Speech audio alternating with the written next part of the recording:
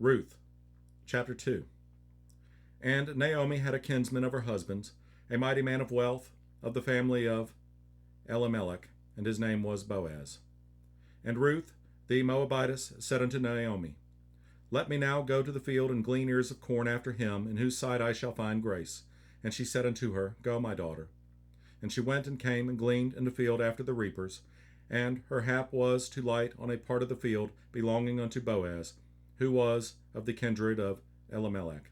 And behold, Boaz came from Bethlehem, and said unto the reapers, The Lord be with you. And they answered him, The Lord bless thee.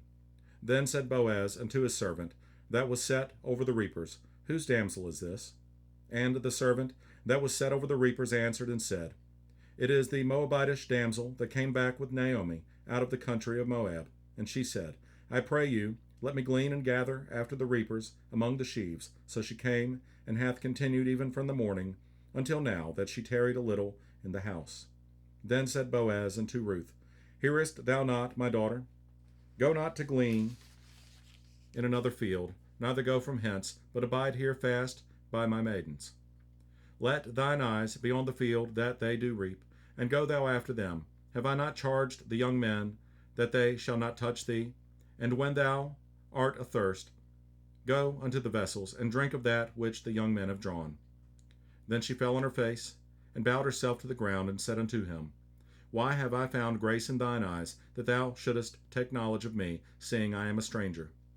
And Boaz answered and said unto her, It hath fully been shewed me, all that thou hast done unto thy mother-in-law since the death of thine husband, and how thou hast left thy father and thy mother, and the land of thy nativity, and art come unto a people which thou knewest not heretofore. The Lord recompense thy work, and a full reward be given thee of the Lord God of Israel, under whose wings thou art come to trust.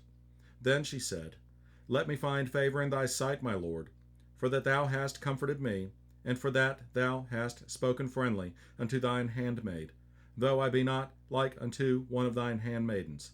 And Boaz said unto her, At mealtime come thou hither, and eat of the bread, and dip thy morsel in the vinegar. And she sat beside the reapers, and he reached her parched corn, and she did eat, and was sufficed, and left. And when she was risen up to glean, Boaz commanded his young men, saying, Let her glean even among the sheaves, and reproach her not. And let fall also some of the handfuls of purpose for her, and leave them, that she may glean them, and rebuke her not.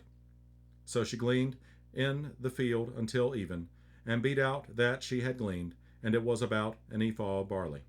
And she took it up, and went into the city, and her mother-in-law saw what she had gleaned.